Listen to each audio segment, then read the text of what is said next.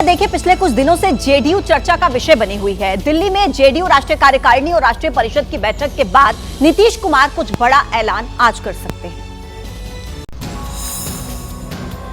गुरुवार को पटना से लेकर दिल्ली तक बड़ी सियासी गहमागहमी बनी रही। इसके पीछे की वजह है बिहार के मुख्यमंत्री नीतीश कुमार की party Janata Dal United. Janata Dal United एक है, एक रहेगा। पलटी मारने में माहिर कहे जाने वाले नीतीश कुमार क्या एक बार फिर इतिहास दोहराने वाले हैं, या नीतीश पार्टी की कमान अपने हाथों में लेंगे, या फिर नीतीश लोकसभा चुनाव को लेकर कुछ बड़ा निर्णय लेने वाले हैं? इन तमाम सवालों के बीच जेडीयू नेताओं के बयान से समझा जा सकता है कि पार्टी के अंदर कुछ तो जरूर पक रहा है। क्यों देंगे? मैं नीतीश कुमार और दलन सिंह 48 साल से साथ 48 ईयर, तो हम मिले ना एक दूसरे। अब हम जा रहे नीतीश के पास, हमारे इस्तीफा हो जाएगा। जिनका कार्यकाल पूरा हो चुका है या जो लोगों को नई जिम्मेदारी मिलनी है, वो सारी चीजों पे बात। आज सबसे अहम सवाल है कि आखिर नीतीश आज क्या करने वाले हैं? आरजेडी को छोड़कर बीजेपी से हाथ मिलाएंगे, ललन सिंह को राष्ट्रीय अध्यक्ष पद से हटाएंगे। हालांकि बगावती सुर अपनाने वाले सीतामढ़ी के सांसद सुनील कुमार पिंटू को बैठक में आने का न्योता नहीं दिया गया है। 2024 में होने वाले लोकसभा चुनाव की तैयारी में सभी दल जुटे हुए हैं। महाराष्ट्र के सीएम शिंदे और दोनों डिप्टी सीएम ने इसको लेकर बड़ी बैठक की।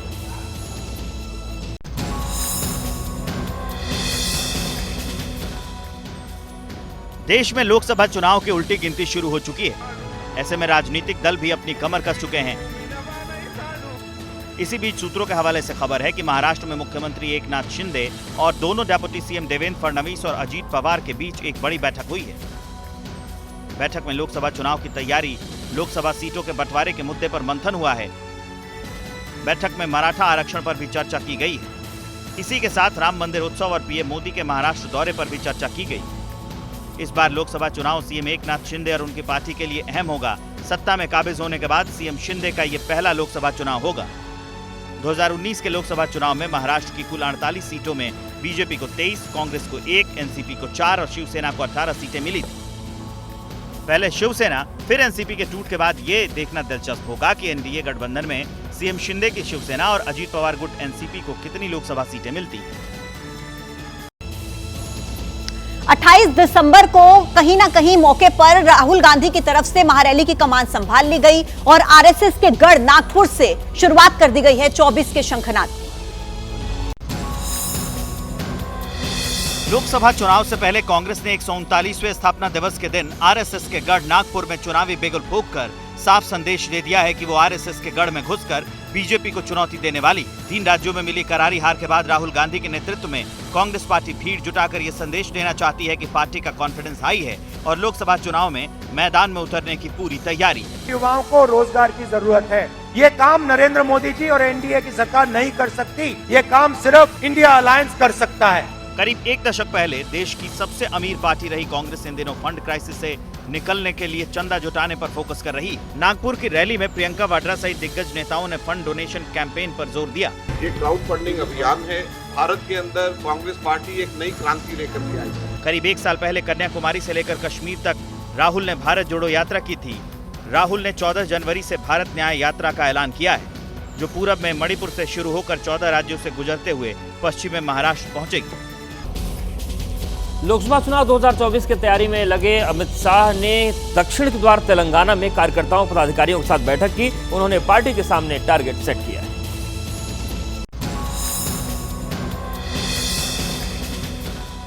विधानसभा चुनाव में तीसरे पड़ाव पर रहने के बाद बीजेपी अगले साल होने वाले लोकसभा चुनाव में बड़ी जीत के लिए दक्षिण भारत पर पूरा फोकस कर रही है। गृहमंत्री अमित शाह खुद इस समय दक्षिण के दौरे पर हैं। उन्होंने लोकसभा चुनाव 2024 में तेलंगाना से कम 10 सीटों पर जीत हासिल करने और 35% वोट शेयर हासिल करने का लक्ष्य रखा। तेलंगाना में पिछले चुनाव में बीजेपी की बात करें तो साल 2018 विधानसभा चुनाव में बीजेपी को सिर्फ 6.8% वोट के साथ सिर्फ 1 सीट हासिल हुई थी। 2019 लोकसभा चुनाव में बीजेपी ने बढ़त बनाते हुए 19% वोट हासिल कर 4 लोकसभा सीट जीती। 2023 विधानसभा चुनाव में 14% वोट हासिल कर 8 सीटों पर जीत हासिल की है। ये नतीजे 2024 के लोकसभा चुनाव से पहले बीजेपी के आत्मविश्वास को और ऊंचाइयों पर ले गए। यही वजह है कि अमित शाह दक्षिण के द्वार तेलंगाना में बीजेपी के पैठ बनाने में जुट गए हैं। तेलंगाना में अमित शाह ने कार्यकर्ताओं और पदाधिकारियों के साथ 90 दिन की कार्य योजना तैयार की है। देखिए, आए दिन सड़क हादसों की वजह से वाहनों में आग लगने की खबरें सामने आती रहती हैं, लेकिन इन दर्दनाक हादसों के पीछे की वजह क्या होती है? जोधपुर में बसों की पड़ताल की गई।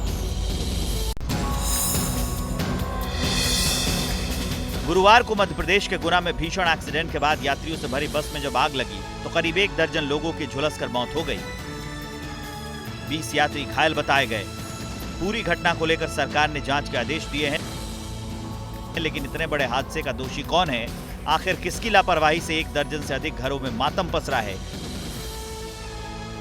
ये जानने के लिए एबीपी न्यूज के संवाददाता ने जोधपुर के बस अड्डों पर जाकर इन चमचमाती प्राइवेट बसों की पड़ताल की। अरे मारो नहीं मैं यार, छोड़ो तो। अच्छा ड्राइवर हो ना? बढ़िया बढ़िया। फायर के लिए कुछ भी नहीं है।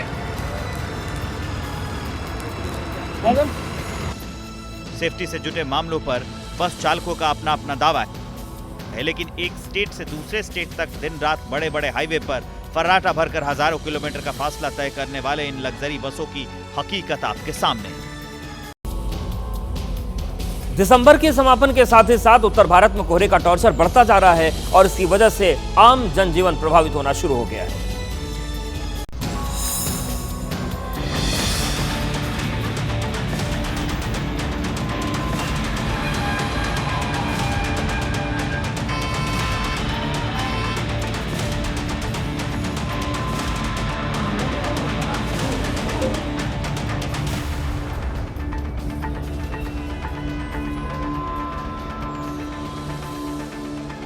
पहाड़ों पर हो रही कड़ाके की ठंड और बर्फबारी से पूरा उत्तर भारत इसके प्रकोप में है। दिल्ली से सटे इलाकों में यही हालात है। एनसीआर इलाके में जहां ठंडक बरकरार है, वहीं हरियाणा, पंजाब और बिहार समेत कई राज्यों पर घने कोहरे का सितम जारी है। घने कोहरे का असर यातायात पर भी पड़ा है। दिल्ली से कई डोमेस्टिक और इंटरनेशनल उड़ानें लेट उड़ रही हैं। कमोबेश यही हालत ट्रेनों की भी है। कई ट्रेनों को जहां रद्द करना पड़ा है, वहीं टाइमिंग में बदलाव हुआ है। इधर मौसम विभाग का कहना है कि अभी कुछ दिनों तक हालात ऐसे ही बने रहेंगे। कई इलाकों में तो विजिबिलिटी 0 तक चली जाएगी। अयोध्या एयरपोर्ट का नाम तय, महर्षि वाल्मीकि इंटरनेशनल एयरपोर्ट अयोध्या धाम होगा नाम। पीएम मोदी करेंगे 30 दिसंबर को उद्घाटन। अयोध्या में श्री राम जन्मभूमि ट्रस्ट की बैठक में आज गर्भगृह में लगने वाली रामलला की मूर्ति पर फैसला होगा। 3 कलाकारों ने बनाई है रामलला की 3 तरह की मूर्तियां। पीएम मोदी 30 दिसंबर को अयोध्या में एयरपोर्ट समेत 15,700 करोड़ की देंगे सौगात। सीएम योगी ने पीएम के दौरे को लेकर अधिकारियों के साथ वर्चुअल बैठक की। प्रधानमंत्री नरेंद्र मोदी के अयोध्या दौरे से पहले अयोध्या धाम रेलवे स्टेशन को रंग बिरंगी रोशनी से सजाया गया। 30 दिसंबर को होगा रेलवे स्टेशन का उद्घाटन। पीएम मोदी के अयोध्या दौरे को लेकर बढ़ाई गई चौकसी। चप्पे चप्पे पर पुलिस बल और सुरक्षा जवान तैनात। सीसीटीवी कैमरे और ड्रोन से रखी जा रही है निगरानी। यूपी के सीएम योगी आदित्यनाथ आज अयोध्या दौरे पर रहेंगे। राम मंदिर निर्माण का जायजा लेंगे। पीएम मोदी के कार्यक्रम को लेकर समीक्षा बैठक भी करेंगे। सूत्रों के मुताबिक राम मंदिर की प्राण प्रतिष्ठा में गर्भगृह में जाएंगे 5 लोग। पीएम मोदी, सीएम योगी, संघ प्रमुख मोहन भागवत, राज्यपाल आनंदीबेन पटेल और मुख्य आचार्य पहुंचेंगे गर्भगृह में। अयोध्या के राम मंदिर में लगाया जाएगा 600 किलो का घंटा। रामेश्वर से अयोध्या लाया गया। अयोध्या में 84 कोसी परिक्रमा मार्ग पर नहीं खुलेगी कोई भी शराब की दुकान। आबकारी मंत्री नितिन अग्रवाल ने चंपत राय से मुलाकात के बाद फैसला लिया। मुरादाबाद के पीतल बाजार में भगवान राम की मूर्तियों की डिमांड। मूर्ति की डिमांड से पीतल कारोबार में 20 से 30% आया उछाल। लखनऊ दौरे पर रहेंगे बीजेपी अध्यक्ष जेपी नड्डा। महिला हाफ मैराथन दौड़ कार्यक्रम में लेंगे हिस्सा। राहुल की भारत न्याय यात्रा पर केंद्रीय मंत्री स्मृति ईरानी का निशाना। कहा, जो अन्याय करते हैं सुना है आजकल न्याय का ढोंग कर रहे हैं। नागपुर में एबीपी न्यूज की खबर का असर। राहुल ने कृष्ण कुमार पांडे के परिजनों से मुलाकात की। राहुल से मुलाकात के पहले कृष्ण कुमार पांडे के परिजनों ने वादा खिलाफी का लगाया था आरोप। परिवार के आरोपों पर एबीपी न्यूज ने पूछे थे सवाल। नागपुर में कांग्रेस की रैली में चंदा देने वालों के लिए कुर्सियों के पीछे चिपके दिखे बारकोड। कांग्रेस चला रही ऑनलाइन चंदा अभियान। कर्नाटक के मुख्यमंत्री सिद्धारमैया का बयान। कहा, कांग्रेस के वरिष्ठ नेता राहुल गांधी को देश का पीएम बनना चाहिए। केरल में गवर्नर आरिफ मोहम्मद खान का विरोध, राज्यपाल को दिखाए गए काले झंडे। ईडी की पीएमएलए केस की चार्जशीट में कांग्रेस नेता प्रियंका गांधी का नाम। कांग्रेस नेता पवन खेड़ा ने कहा, अभी तो शुरुआत है, देखिए चुनाव से पहले क्या क्या होता है। कतर में 8 पूर्व नौसैनिकों की मौत की सजा पर रोक, भारत सरकार की अपील पर मिली बड़ी राहत। देश में बीते 24 घंटे में कोविड-19 के सामने आए हैं 702 मामले, 4097 मरीजों का चल रहा इलाज। नए साल का जश्न मनाने वालों पर सख्त रहेगी दिल्ली पुलिस, हुड़दंग मचाने और शराब पीकर गाड़ी चलाने वालों पर होगी कार्रवाई। संसद की सुरक्षा में चूक मामले में सभी आरोपियों की पॉलीग्राफी टेस्ट कराने के लिए दिल्ली पुलिस ने अर्जी की दाखिल। कोलकाता में ईडी की टीम ने एक फ्लैट में छापेमारी की। फ्लैट से ईडी ने बरामद किए 1,85,00,000 का कैश। यूपी के बागपत में युवक को पत्नी का मोबाइल छूना भारी पड़ा, पत्नी ने युवक की आंख में घोंपी कैंची। बिहार के जमुई में छात्र की बेरहमी से पिटाई से छात्र की मौत।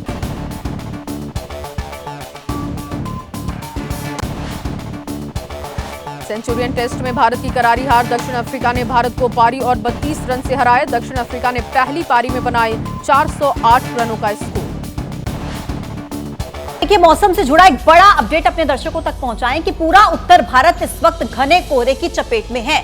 दिल्ली, उत्तर प्रदेश, पंजाब, हरियाणा समेत कश्मीर और हिमाचल प्रदेश में भी घना कोहरा छाया हुआ है। मौसम विभाग का अनुमान है कि आने वाले कुछ दिनों में राहत नहीं मिलेगी घने कोहरे से। दिल्ली, गुरुग्राम और नोएडा जैसे इलाकों में तो रेड अलर्ट भी जारी कर दिया गया है और इसका सीधा असर अब आपको रेल यातायात, सड़क यातायात और यहां तक कि हवाई यातायात पर भी देखने को मिलेगा, क्योंकि विजिबिलिटी बहुत ज्यादा कम है, यानी कि देख पाना बहुत ज्यादा मुश्किल है, जिसका सीधा असर आपको सड़कों पर भी नजर आएगा। उत्तर भारत के कई शहरों में घना कोहरा, आने वाले कुछ दिनों में अभी राहत मिलने की उम्मीद नहीं है। रेड अलर्ट दिल्ली में कोहरे का जारी कर दिया गया। इसके अलावा नोएडा, गुरुग्राम यानी कि दिल्ली एनसीआर के जो इलाके हैं वहां पर भी घने कोहरे को लेकर रेड अलर्ट जारी कर दिया गया है और कोहरे की वजह से इसका सीधा असर जो है वो सड़क पर भी देखने को मिल रहा है। इसके साथ साथ रेलवे और हवाई मार्ग पर भी इसका असर देखा जा सकता है, क्योंकि विजिबिलिटी बहुत ज्यादा कम है, सर्दी बढ़ रही है, कोहरा बढ़ रहा है और इसकी वजह से लोगों का आसपास देख पाना मुश्किल हो गया है।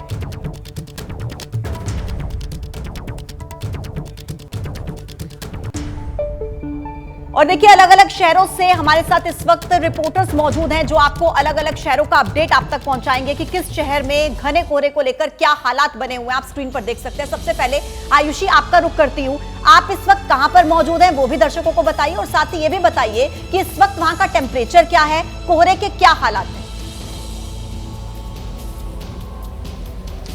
बिल्कुल पूजा, इस वक्त मैं मौजूद हूँ रामनगरी अयोध्या में और मेरे पीछे का नजारा देखकर आप समझ ही सकती है कि यहाँ पर किस तरीके से जो ठंड है वो लोगों की मुश्किलें बढ़ा रही है। इस वक्त जो रामनगरी है पूरी जो कोहरे की चादर में है, ढकी हुई है और ये जो हाल है सिर्फ पिछले 2 दिनों से ये नजर आ रहा है। और जिस तरीके से मौसम विभाग ने अनुमान जताया है कि समय के साथ साथ यहाँ पर ठंड बढ़ सकती है। मुख्य मार्ग है ये लता मंगेशकर चौक पर इस वक्त मैं खड़ी हूँ और दिनों की तुलना में अगर बात की जाए तो ये सबसे व्यस्ततम चौराहा है। यहाँ पर जो गाड़ियों की भीड़ है आपको रोजाना देखने को मिलती है, लेकिन आज का नजारा आप देखिए कुछ अलग ही यहाँ पर देखने को मिल रहा है। हालांकि लोगों की भीड़ जरूर है क्योंकि कल प्रधानमंत्री नरेंद्र मोदी आ रहे हैं, अयोध्या को सजाया जा रहा है, संवारा जा रहा है, तो ये सब चीजें देखने के लिए लोगों की भीड़ आपको यहाँ पर जरूर दिखाई देगी। जैसे कि मैंने आपको बताया कि व्यस्ततम चौराहा ये होता है, लेकिन गाड़ियों की जो संख्या है वो और दिनों की तुलना में आज कम नजर आ रही है और इससे आप अंदाजा लगा सकती हैं कि अयोध्या वासियों की ठंड किस तरीके से मुश्किल बढ़ा रही है। कोहरे की सफेद चादर पूरे चारों ओर यहाँ पर नजर आ रही है और आने वाले दिनों में मौसम विभाग ने यह अनुमान जताया है कि ऐसा ही मौसम यहाँ पर रहने वाला है। कल प्रधानमंत्री नरेंद्र मोदी अयोध्या आ रहे हैं, इसलिए पूरी व्यवस्था भी यहाँ पर की जा रही है। बिल्कुल व्यवस्थाएं की गई है, लेकिन किया जा रहा है, सजावट की जा रही है। लता मंगेशकर चौक पर किस तरीके की स्थिति है वो आपने देखी कि कोहरे में सब कुछ ढका हुआ है। अब रुक कर लेते हैं अयोध्या एयरपोर्ट का, हमारे साथ हमारी सहयोगी शिरीन भी बनी हुई है। शिरीन, आप तो स्क्रीन पर नजर आ रही हैं, लेकिन पीछे एयरपोर्ट की स्थिति क्या है, एयरपोर्ट कैसा बन रहा है वो नहीं दिख रहा है। उत्तर भारत बुरी तरीके से कोहरे की चपेट में है, क्या स्थिति एयरपोर्ट पर? बिल्कुल सही आपने अवधेश कहा कि देखिए जैसा कल मैं जब यहाँ पर आई थी तो एयरपोर्ट दिख रहा था, इसी समय की बात है, लेकिन अभी आप जरा पीछे तस्वीरों के जरिए देखिए कि एयरपोर्ट आपको दिखाई ही नहीं देगा, आपको पता ही नहीं चलेगा कि मैं कहाँ पर खड़ी हूँ। पिछले 2 दिनों से कोहरा अयोध्या को अपनी चपेट में ले रहा है और सड़कों पर भी इसकी वजह से इसका असर दिख रहा है, क्योंकि विजिबिलिटी बिल्कुल जीरो हो गई है। आज हमें भी एयरपोर्ट तक पहुंचने में काफी दिक्कतों का सामना करना पड़ा। आप जरा तस्वीरें देखिए पीछे, आपको कुछ भी नहीं दिखाई देगा, क्योंकि धुंध पूरी इस तरीके से पूरे फैली हुई है पूरे शहर भर में। कोहरे के साथ साथ ठंड में भी इजाफा हो रहा है। देखिए 13 डिग्री सेल्सियस के आसपास अभी यहाँ पर टेम्परेचर जो है वो दर्ज किया गया है। धूप अगर खिलती है तो राहत मिलेगी, अगर धूप नहीं खिली तो यहाँ ठंड बढ़ेगी लगातार, क्योंकि 2 दिनों में ये ठंड बढ़ी है, ठिठुरन महसूस की जा सकती है। और देखिए आपको शायद कैमरे पे नहीं दिखाई दे रहा होगा, लेकिन यहाँ ओस ऐसे पड़ रही है जैसे हल्की बारिश हो रही हो, बारिश की फुहारें हो, और वो भी ठंड को बढ़ा रही है। यहाँ ठिठुरन बढ़ रही है लगातार। तस्वीरों में आप देखिए किस तरीके से, देखिए एयरपोर्ट पर कल बड़ा दिन है, प्रधानमंत्री नरेंद्र मोदी आएंगे और जिस तरह से उद्घाटन उन्हें करना है, यहाँ पर एक बड़ी सभा भी करेंगे और फिर रोड शो भी होना है। अगर ऐसे ही धुंध बढ़ती रही तो फिर मुश्किलें जरूर होंगी, और इसकी वजह से सड़कों पर इस लिहाज से मुश्किलें बढ़ेंगी क्योंकि विजिबिलिटी जीरो हो गई है। हेडलाइट ऑन करके दिन के समय में भी अपनी गाड़ियों की हेडलाइट ऑन करके लोगों को जाना पड़ रहा है। अगर मोहित आपको आसपास की तस्वीरें दिखाएं मेरे कैमरा पर्सन, तो आप इन तस्वीरों के जरिए समझेंगे कि किस तरीके के हालात अभी दिख रहे हैं सड़कों पर। विजिबिलिटी जीरो है, थोड़ी दूर जाने के बाद आपको नजर नहीं आएगा। गाड़ी में हेडलाइट ऑन करके ही लोगों को, ताकि कोई हादसा ना हो, पीछे जो आ रहा है उसे इस बात का अंदाजा हो कि गाड़ी सड़क पर आगे उनके है। और ऐसे में देखिए यहाँ पर सुरक्षा व्यवस्था में बड़ी संख्या में जो लोग पुलिसकर्मी लगे हुए हैं उनके लिए भी बहुत बड़ी मुश्किल जरूर है, क्योंकि यहाँ पर अचानक से अयोध्या में ठंड बढ़ गई है और ऐसा लग रहा है जैसे कि न्यू ईयर आते आते ठंड और बढ़ेगी और लोगों की मुश्किलें और परेशानी भी जाहिर तौर पर इसी के साथ आगे बढ़ेगी। अवधेश। बिल्कुल शिरीन, और देखिए भले ही वहां पर ठंड में इजाफा हो रहा है, कोहरा भी छाया हुआ वहां पर दिखाई दे रहा है, लेकिन फिर भी जोश में कोई कमी नहीं दिखाई दे रही है। शिरीन, आप बने रहिए हमारे साथ। मदिहा का मैं रुख करूंगी, दिल्ली के रेलवे स्टेशन से वो इस वक्त हमारे साथ जुड़ चुकी हैं। मदिहा, क्या स्थिति है रेलवे स्टेशन की, क्योंकि कई रूटों को डाइवर्ट किया गया है, उस पर भी असर दिखाई दे रहा है, ट्रेनों पर असर दिखाई दे रहा है और लगातार दिल्ली में भी ठंड बढ़ती जा रही है। बिल्कुल, रेलवे स्टेशन की स्थिति क्या है वो भी बताएंगे, लेकिन सबसे पहले ठंड की बात कर लेते हैं। दिल्ली में ठंड बहुत ज़्यादा है और लगातार बीते 2-3 दिनों में ठंड और बढ़ गई है। बढ़ इतनी गई है कि जो तापमान है वो 8 से 12 डिग्री के आसपास न्यूनतम तापमान दिन में रह रहा है। अब रेलवे स्टेशन की अगर बात करें तो क्योंकि घना कोहरा चारों तरफ छाया हुआ है, तो ज़रा अंदर की तरफ चलेंगे, चलते चलते भी बात करेंगे। क्योंकि घना कोहरा है तो इसी वजह से यातायात पे असर हुआ है और जो ट्रेनें हैं, कई ट्रेनें ऐसी हैं जो लेट चल रही हैं। इसी वजह से जो यात्री है रेलवे स्टेशन पर उनको काफ़ी परेशानी हो रही है। देखिए, जैसे ही रेलवे स्टेशन के अंदर दाखिल होते हैं तो सामने बोर्ड आ जाता है, वो बोर्ड पे लगातार ट्रेनों का जो स्टेटस है वो दिखता है। अब ट्रेन का स्टेटस जब सामने आता है तो आप देखिए इस वक्त भी एक ट्रेन ऐसी है जो कैंसिल दिखाई दे रही है, कुछ ट्रेनें जिनके आगे डी बना हुआ है वो डिले है, कुछ ट्रेन ऐसी हैं जो अभी आ चुकी हैं, तो बार बार स्टेटस जो है वो आ रहा है। लेकिन सबसे बड़ी बात यह है कि ठंड जब ज़्यादा बढ़ जाती है तो लोग इस तरह से रेलवे स्टेशन पर आके बैठने को मजबूर हैं, क्योंकि ट्रेनें उनकी देरी से पहुंच रही हैं। अभी एक परिवार है, ज़रा इनसे पूछ लेते हैं क्या इनकी ट्रेन भी डिले है या वक्त पे? कहीं से आ रहे हैं, कहीं जा रहे हैं आप लोग? आ रहे हैं। आ रहे हैं। वक्त पे आ गई ट्रेन या देरी से आई? देरी से आए थे। कितने घंटे? कितने घंटे? 7 घंटे। अच्छा, 7 घंटा लेट है गड्डी। 7 घंटा लेट है, तो अभी तब से क्या कर रहे हैं? अभी मतलब पहुंचे हैं आप लोग? ना जी, 4 बजे पहुंचे थे। 4 बजे पहुंचे। तो सोचिए कई घंटे देरी से ट्रेन इनकी पहुंची है, तो जाहिर सी बात है परेशानी हुई होगी। और उसके अलावा मैं एक तस्वीर ज़रा दिखा देती हूँ कि अगर जब यहाँ पर अंदर आ रहे हैं तो एक बोर्ड जो है वो दिखाई दे रहा है जिसपे बार बार ट्रेन का जो स्टेटस है वो दिखाई देता है। कुछ जो रेड मार्क हुआ है वो उतने घंटे या उतने मिनट देरी से ट्रेन पहुंच रही है दिल्ली, इसका स्टेटस है। जो यहाँ से जानकारी मिली उस हिसाब से 11 ट्रेनें ऐसी हैं जो दिल्ली देरी से आज पहुँच रही हैं, लेकिन बीते 2-3 दिनों से ट्रेन जो थी वो काफ़ी ज़्यादा डिले थी। यहाँ एक महिला है, उनसे हमने सुबह भी बात की थी, आपसे मैंने अभी थोड़ी देर पहले भी बात की थी। छोटे बच्चों के साथ आप यहाँ पर हैं, कितनी परेशानी हो रही है ट्रेन देरी से आने की? यहाँ बहुत परेशानी हो रही है। 4 बजे की ट्रेन थी, काफ़ी लेट हो चुकी है सुबह से। क्या स्टेटस है, कब आएगी? 11 बजे। तब तक कैसे बच्चों को संभालेंगे आप? मैं देख रही हूँ आप लोग परेशान। ठीक है, मदिहा रेलवे स्टेशन के हालात आपने हमें दिखाए और इसी तरीके के हालात अमूमन हर जगह पर उत्तर भारत में देखने को मिल रहे हैं। मेघा के पास दर्शकों को लेकर चलते हैं। मेघा, आपकी मौजूदगी इस वक्त कहां पर है और वहां पर क्या हालात हैं, कितनी विजिबिलिटी है, विस्तार में बताएं हमारे दर्शकों को। जी हाँ, सबसे पहले मैं बताती हूँ कि मैं इस वक्त अक्षरधाम फ्लाईओवर पे मौजूद हूँ। अमूमन जहाँ मैं खड़ी हूँ वहाँ से आपको ठीक मेरे पीछे अक्षरधाम बिल्कुल यहाँ से अमूमन साफ नजर आता था, लेकिन आज की अगर आप यहाँ से तस्वीरें देखें तो एक धुंध की मोटी चादर पूरे वातावरण में छाई हुई है। यहाँ से आपको अक्षरधाम की एक धुंधली तस्वीर नजर आएंगी और यहाँ से अक्षरधाम देख पाना बड़ा मुश्किल हो रहा है। आप सामने अगर रोड की तस्वीरें देखें तो इस वक्त 8:30 बजे का समय है, 8:30 का समय, उसके बावजूद गाड़ियों के हेडलाइट्स ऑन है। आपको नजर आएगा कि सभी गाड़ियां हेडलाइट्स ऑन करके ट्रेवल कर रही है। विजिबिलिटी इतनी ज्यादा कम है कि गाड़ियों की रफ्तार काफी ज्यादा धीमी हो गई है, जिसकी वजह से दिल्ली की कई सड़कों में ट्रैफिक जाम जो सुबह के वक्त नहीं देखने को मिलता, कई इलाकों में आईटीओ की मैं बात करूं वहां पर भी ट्रैफिक जाम देखने को मिल रहा है। साथ में अगर विजिबिलिटी की मैं बात करूं तो इस वक्त विजिबिलिटी 200 मीटर के आसपास बना हुआ है और मौसम विभाग ने पहले ही इसको लेकर के रेड अलर्ट जारी किया। आप मेरे पीछे अगर रोड की तस्वीरें देखें तो आप यहाँ भी देख पाएंगे कि गाड़ियों के बैकलाइट भी ऑन है, क्योंकि जाहिर सी बात है जितनी ज्यादा विजिबिलिटी है ऐसे में गाड़ियों को ना सिर्फ आगे बल्कि पीछे भी अपने जो पीछे गाड़ियां चल रही हैं उनको बताना पड़ रहा है कि हम मौजूद हैं, हमारी मौजूदगी है। ऐसे में कोई बड़ा हादसा ना हो, हादसा टल जाए। आज पूरे दिन ऐसा ही घना कोहरा रहने वाला है। रेड अलर्ट जारी किया गया है मौसम विभाग की तरफ से। और आज अगर धूप नहीं खिलती है तो जो सर्दी है उसमें भी इजाफा होगा। बिल्कुल, सर्दी में इजाफा होगा मेघा, और जो मुश्किलें हैं वो लगातार बढ़ेंगी। और ऐसे भी ये जो तमाम तस्वीरें हम 6 तस्वीरें दिखा रहे हैं इसमें जनजीवन बुरी तरीके से अस्त व्यस्त हुआ है। मोहाली का रुख कर लेते हैं। असीम बस्सी हमारे साथ बने हुए हैं। असीम, आपके पीछे भी जो आप सड़क पर खड़े हैं, जिस रूट पर हैं, कुछ नजर नहीं आ रहा है। क्या यही स्थिति इस वक्त मोहाली में भी है, चंडीगढ़ में भी है कि कोहरे ने सब कुछ रोक कर रख दिया है? जी हाँ, बिल्कुल यही स्थिति है, क्योंकि ठंड जो बढ़ गई है मोहाली में, पंजाब के पूरे सारे जितने भी डिस्ट्रिक्ट्स हैं। लेकिन मोहाली में आपको बता दूं पूर विजिबिलिटी है, काफ़ी ज़्यादा ब्लाइंडिंग फॉग है आज सुबह से ही। और ये जो रोड है बड़ा इंपॉर्टेंट रोड है, मोहाली का मेन रोड है, आगे जाके एयरपोर्ट को कनेक्ट करता है। और आप देख सकते हैं not even a single vehicle जिसका हेडलाइट ऑन ना हो, बिना हेडलाइट्स के और यहाँ ब्लिंकर लाइट्स के व्हीकल्स क्रॉस नहीं कर पा रहे हैं। और किस तरह इनको जो मुश्किल आ रही है, और इतनी ज़्यादा ब्लाइंडिंग फॉग है। मैं आपको बता दूं कि मोहाली ऐसा रीजन है जहाँ बहुत ज़्यादा ठंड नहीं पड़ती थी, लेकिन आज जो है, आज ऐसा डे है कि जो टाइड है वो टर्न हुई है।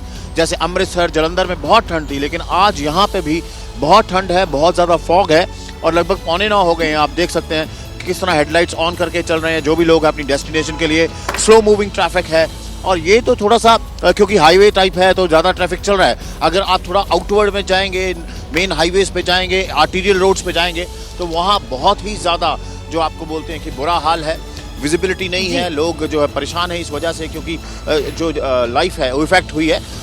अमृतसर में आप देख सकते हैं, अमृतसर में फ्लाइट्स भी हैम्पर हुई हैं क्योंकि विजिबिलिटी बहुत पुअर रहती है और ट्रेन जो ट्रैफिक है वो भी डिस्टर्ब हुआ है। सो मोहाली में ये हाल है, चंडीगढ़ में भी ऐसा ही, और पंजाब के जो डिस्ट्रिक्ट्स हैं वहाँ पे भी ठंड और धुंध से यही हाल है। बिल्कुल, क्योंकि यहाँ पर भी जैसा दिखाई दे रहा है असीम बस्सी की शीतलहर की वजह से लोगों की परेशानी बढ़ी है। ग्रेटर नोएडा में क्या हालात है? रविंद्र जयंत यहाँ से जुड़े हुए हैं। रविंद्र, क्योंकि आज दिल्ली एनसीआर की बात की जाए तो बहुत घना कोहरा नहीं है, लेकिन ठंड में इजाफा हुआ है। जी पूजा, जिस तरह से 2 दिन से ज़्यादा कोहरा था तो आज कहीं ना कहीं राहत मिलती हुई दिखाई दे रही है।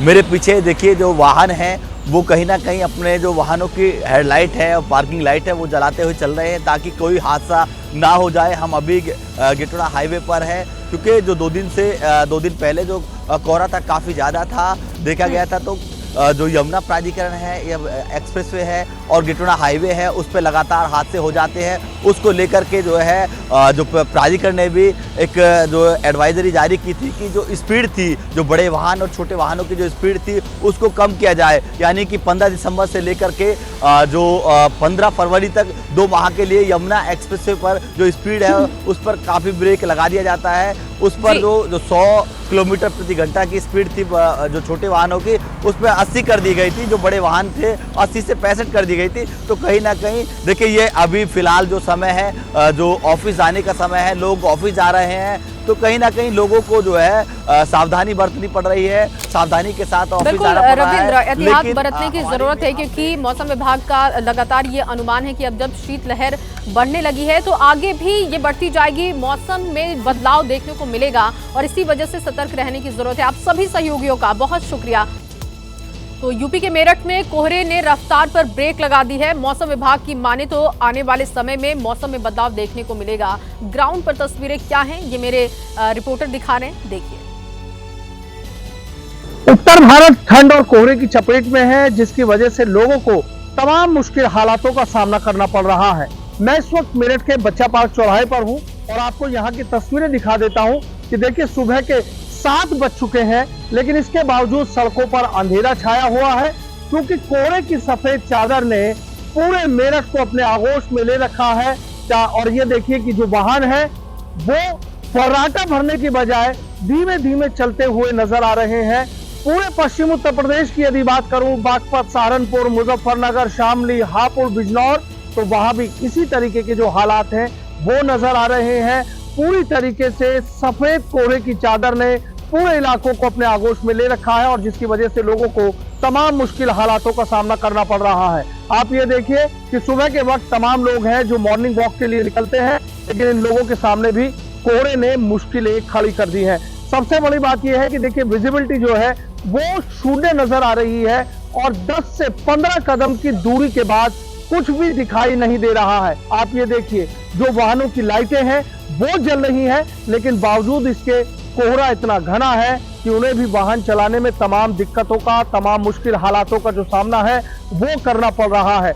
इसी भीषण कोहरे और ठंड के चलते मेरठ के डीएम दीपक मीणा ने 2 दिन के लिए 8वीं क्लास तक के स्कूलों की छुट्टी कर दी है, ताकि बच्चों को भीषण कोहरे और ठंड की वजह से मुश्किलें जो है उनके सामने ना आए। तो यानी मेरठ दिल्ली एक्सप्रेसवे और ईस्टर्न पेरिफेरल एक्सप्रेसवे सहित तमाम ऐसे हाईवेज हैं कि जहां पर इस कोहरे की चादर की वजह से कई दुर्घटनाएं हो चुकी हैं, कई लोगों की जान भी जा चुकी है। ऐसे में थोड़ा संभलकर और बचकर चलने की जरूरत है। हालांकि अभी मौसम विभाग की माने तो कई और दिनों तक इसी तरीके से कोहरा छाया रहेगा। सर्दी अभी और सितम ढाएगी और कोहरा भी रफ्तार पर ब्रेक लगाएगा। Sanuj Sharma, ABP news, Meerut.